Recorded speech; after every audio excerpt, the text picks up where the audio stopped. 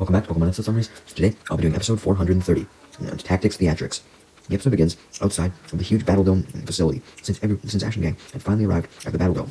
We actually don't begin the episode with Ash and the gang, though. I was just letting you know that they had arrived by the Battle Dome. It appears, though, Scott had stirred up some stuff in the area of the Battle Dome, saying that a new challenger was going to appear in the Battle Dome, since a large group of people were listening to some reporters who were talking about the next Battle Dome challenger who would be arriving soon. Apparently, people by the Battle Dome took the challengers very seriously and were very excited to watch the battles. Now, I will mention that the Scott thing was just conjecture. We don't actually know why the Battle Dome people knew that a challenger was coming, but I think it makes sense if it was Scott, especially since we're going to see him in a couple seconds. But anyways, just then, Ash and the gang come out of the Pokemon Center and walk towards the Battle Dome, and upon seeing Ash and the gang walk towards the Battle Dome, the large group of people immediately come to the conclusion that one of the members of the gang had to have been challenging the Battle Dome and run to them in excitement. Ash and the gang were not experiencing nearly the same amount of excitement, though. In fact, they were panicking because not only were they being swarmed by a mob of people, but they were being swamped with questions from the reporters and mindless chatter from the crowd, which involved a lot of people in the crowd asking for autographs from whoever the challenger was. Luckily, Scott appeared out of nowhere and asked the crowd to stand back and let Ash have some space. Introducing Ash as the challenger and telling the crowd that if they wanted to talk to him, then they would have to go to a press conference. Ash looked at Scott, confused at the fact that, Scott knew about a press conference relating to him, and he didn't know about a press conference, and he also wondered where Scott suddenly came from. Although Ash continued to wonder this question, as Scott didn't answer it. Scott simply greeted Ash, saying it was nice to see him again. Anyways, the crowd and the reporters had calmed down, hearing about the press conference, and Scott was proud of himself for calming down the mob, but kept his promise, as he took both Ash and the gang and the crowd and the reporters to a nearby building so that they could do a press conference and ask a whole bunch of questions to Ash in peace, without the whole mob aspect. Though Scott actually just kicked out all of the random crowd members, only keeping the reporters, so that the questions wouldn't be all random and would actually be structured. So, even though the crowd protested, Scott did this, and he told Ash to sit down with May, Max, Brock, and himself beside him. So, the five of them all sat at a table at the front of the building, in the room in the building. The reporters then gave Ash a whole bunch of attention, asking him a whole bunch of questions about his already obtained frontier symbols and the different Pokemon that he used on his team. And Ash answered all these questions, very hyped about all the attention he was getting, although Brock told Ash to calm down and not get ahead of himself. One of the male reporters then stands up and asks Ash about Tucker, which simply confuses Ash, as he had no idea who Tucker was. Ash realized that this was the worst thing he could have said, as the reporters all go silent, now not liking Ash very much, because the idea of someone not knowing who Tucker was unbelievable to all the local reporters, who just stared at Ash in shock. Ash was puzzled by the reporter's shocked looks, and simply asked Scott who Tucker was, while the rest of the room was still deathly silent, which freaked Ash out, and Scott revealed, while stuttering from nervousness, because he was concerned about a potential negative reaction from all the reporters for Ash not knowing about Tucker, that Tucker was the local frontier brain and the leader of the Battle Dome, and was also somewhat of a star in the local area, and was incredibly famous and respected. Ash was shocked and embarrassed at the fact that he'd never heard of such a famous guy, believing that he should if he was a strong trainer. But as Ash felt like he turned to stone, Brock comforted him, saying that it only made sense that Ash didn't know about Tucker, since he was a dude, and other dudes should only have girls on the mind. Leading Max threatened to pull Brock away, but he didn't, since Brock only insinuated something. He didn't actually do anything. May then held her hands together in joy at the thought of meeting such a famous person. It was one of her dreams to meet a famous person. Meanwhile, we then cut to a little dress preparation room inside of the Battle Dome, where Tucker, the frontier brain, was getting his hair brushed and taken care of by none other than Team Rocket in disguise, as makeup artists and hairstylists, having somehow got jobs inside of the Battle Dome, taking care of Tucker, to ensure that he looked his absolute best for his upcoming match. Just then, Tucker's personal assistant walked in, who was also the referee in the Battle Dome, and Tucker asked how the preparations for the upcoming battle and stadium were going, with his assistant saying everything was going fine, and just as Tucker had requested, which pleased Tucker almost as much as Meowth massaging him a little bit, as another part of his take-care routine. Anyways, we now cut to the stadium itself, where May, Max, Brock, and Scott had arrived, and they were sitting on a little balcony area in the stadium, away from the rest of the crowd, while May and Max were admiring how awesome and big the stadium looked, and Scott remarked that the battles inside the Battle Dome were just battles, they were also entertainment, and that's why there was a whole bunch of people in the crowd, even more so than most of the other battles in the Battle Frontier. May, Max, and Brock admitted that there certainly was a crowd, as they looked at all the screaming girls in the crowd that were presumably hyped up to see Tucker. Now, as for Ash, he was placed on a platform that would be raised up, and he could see the actual battle stadium from the platform that he was currently on. That hadn't revealed itself yet. It was currently underground. As for Team Rocket, once they were done with Tucker, they had been able to quickly change occupations, I guess, now deciding to serve souvenirs and snacks to the audience, along with drinks too. And they were actually pretty successful, as the crowd seemed to be pretty hungry. Team Rocket celebrated this as Wobbuffet forcibly popped out of its Pokeball too. Just then, the lights dimmed and a huge screen lit up with a shadowed image of Ash, and a man on a speakerphone talked to the audience about Ash's achievement, which included his feats in the Indigo League, the World Cup, the Johto League, the Orange League, and the Hone League, also introducing him as being from Palatown, as usual. Brock, May, Max, and Scott listened intently to all these facts as a huge blast of smoke then showed up, and when the smoke cleared, Ash was standing on one of the platforms at the end of the Battle Dome arena. The platform had risen up from the ground. May and Max thought the entrance was very grandiose and interesting, as Ash formally introduced himself to the audience, and the crowd cheered. However, the light that had been shining on Ash from above didn't shine on him for long, though, as the screen lit up again, this time talking about Tucker and his achievements and his status of being a Battle Frontier brain. The mere mention of Tucker sent the crowd absolutely wild, especially all the women. Tucker's introductions then end as he was called the Battle Dome Artist, and the arena proceeded to lighten with various colors, basically a rainbow-like hue, all throughout, as Tucker finally made his appearance. Tucker then glides around the arena, surrounded by hordes of screaming fans, particularly women. Even Ash had to admit that the sight of Tucker was pretty cool, and May, Max, Brock, and Scott thought the same thing. Then Tucker landed on his battle platform, and this sent the girls absolutely running wild, including May. Although Max thought it was weird, May thought that someone who was so much older than her was attractive, and proceeded to envision his father in the same weird outfit that Tucker was in, basically to make May unattracted to Tucker. And May did see Max's point, that it was kind of weird. She was attracted to someone older, and she imagined her father wearing a similar outfit too, and this disgusted her, obviously. The screen behind Tucker then displayed a Battle Frontier symbol, and Tucker introduced it as the tactic symbol, the symbol that Ash would get if he beat him, and admitted that he was looking forward to a good battle, as he sent out his two Pokemon of choice, Arcanine and Swampert, and he instantly had them show off some fire and water to impress the audience. Ash was kind of confused, as he didn't know that the battle was a double battle, but then Tucker's personal assistant, who was also the referee of the battle, arrived on a third floating platform that floated into the middle, and he informed the crowd and Ash that this battle would be a double battle. Ash wished he knew this earlier, and wondered what Pokemon he should use for the battle, and decided that Corphish would be best suited to use on Arcanine, since it was a pure fire type, but since Swampert was half ground, Pikachu and his electricity would be useless against Swampert.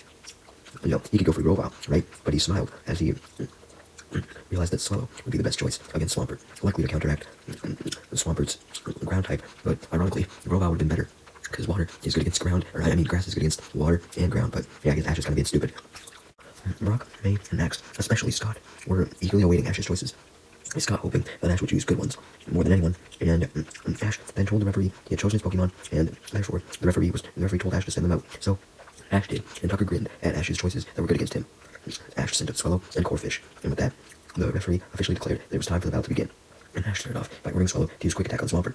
Tucker smiles at this, admitting that he was impressed by Swallow's speed, but he can also be speedy as well, and Tucker ordered his Arcanine to jump on Swampert's back and use extreme speed to fire itself at Swallow. Arcanine does this, rushing towards Swampert and jumping on it, reaching a very high speed in conjunction with its own extreme speed, and this collided with Swallow, knocking Swallow back, also preventing Swallow's Quick Attack from even being used.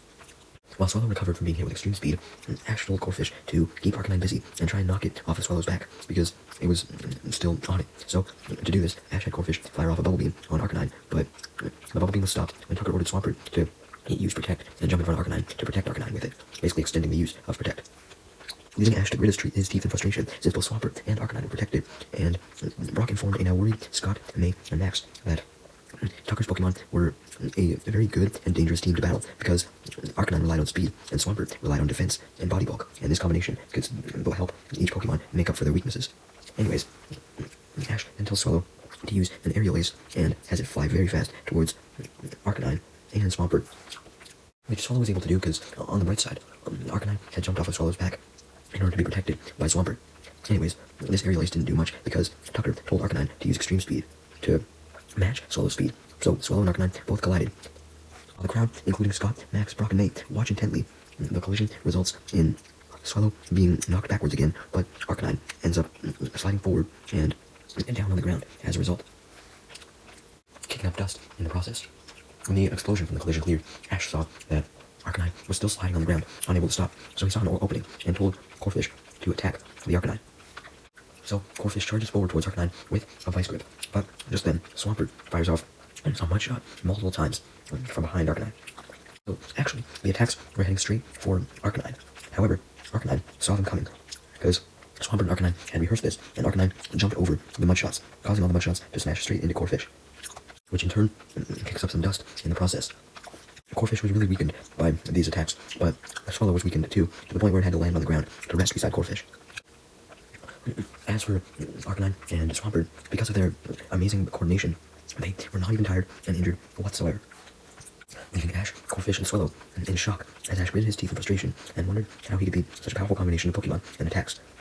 As for May, Max, Brock, and Scott, May wondered how Ash could beat Tucker as well, although Scott informed May that Tucker was simply one of the best and an expert at combining attacks and developing tactics, hence the name of his frontier symbol, the tactics symbol. May and Max were kind of surprised. They didn't think the frontier symbols meant that much. But Scott confirms this, and we then cut back to the actual battlefield as Swallow and Corefish jump up, ready to battle once again.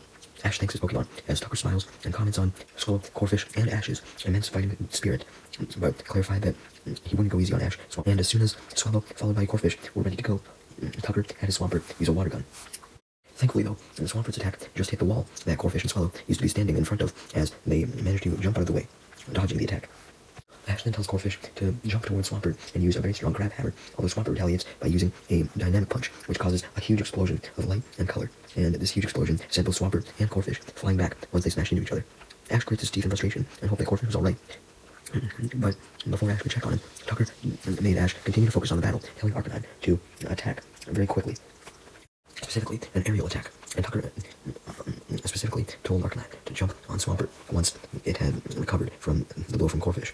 Arcanine obliged, dashing towards Swampert and jumping on it to perform another aerial attack, as it rebounds off of Swampert's back straight towards Swallow. In response, Ash tells Swallow to hit Arcanine before it could be hit, and told it to charge towards Arcanine with a peck and aerial ace, leaving Arcanine to counter with a strategic flamethrower, launching it straight towards Swallow. However, Ash simply tells Swallow to counter this by quickly using a double team, and Swallow does so, creating several clones all around the battle dome, and this caused the flamethrower to hit one of the clones, as opposed to the real Swallow. Tucker wasn't worried whatsoever though, as he simply just ordered Arcanine to use a Fire Blast, which covered a lot more ground, and was able to get rid of all of the Swallow illusions, as the Fire Blast was fired in all directions. Although, thankfully, Ash was able to have Swallow itself dodge the attack by telling it to dodge. Although, Tucker smiled and said Swallow couldn't run away forever, and told Swampert to use Water Pulse. While May was still amazed by the Fire Blast, commenting it was an attack she expected to see in a contest battle because of how beautiful it was. As for Scott, Brock, and Max, they were just determined to see who would win, seeing Swallow's great dodging skills. But they were then reminded of the Water Pulse that Swampert had just started to use, as it stood perfectly still, and its tail started to light up, and a collection of water formed over itself. And as Tucker explained, Swampert was essentially gathering all the evaporation from the air and transforming it into a custom version of Water Pulse. This epic display of an attack made the fangirls of Tucker in the audience cheer, but Ash stayed calm and saw a chance to attack while this Water Pulse was being activated, as he told Swallow to use Quick Attack on Swampert while it was still powering up the Water Pulse. But Swallow was stopped in his tracks as Arcanine using Extreme Speed to meet up with Swallow's Quick Attack, cutting it off. Swallow was able to dodge the first Extreme Speed, even though his Quick Attack was cancelled. But when Arcanine went for Extreme Speed once again, and Swallow tried to go for Quick Attack once again, this time Swallow ended up getting hit by the Extreme Speed, which caused a huge explosion. During this, Corefish went to go attack Swampert using a Crab Hammer, while Swampert was still charging up its Water Pulse. However, just then, Tucker ordered Swampert to use his powered up Water Pulse, which hit Swallow and Corefish, and effectively trapped Swallow and Corefish inside of a structure formed of water and ice. Essentially, Corefish and Swallow were trapped in a twister-like structure, since it was all made up of water and ice, and it was like swirling around. Next, Arcanine followed up with a Fire Blast inside the twister, which essentially created a fusion of fire and water. And Tucker officially called this technique his greatest technique, or his greatest tactic, calling it the Fire-Water Fusion, laughing as he said that this technique was one of the reasons why his battles were always so entertaining, and warned Ash that the damage his Pokemon would experience while trapped in this water-fire twister would be severe. Ash, May, Max, Brock, and Scott were all concerned that maybe Tucker was right, and Ash would lose any second. Just then, though, Tucker requested his Swampert and Arcanine to finish the battle, claiming that this entertaining show was over now. So, in order to end the battle, Swampert and Arcanine added more to the Water Pulse and Flamethrower, which caused the two attacks to build up and collide with each other. So this destroyed the twister, and therefore sent Swallow and Corefish crashing to the ground, as Team Rocket watched, wondering how the battle would go.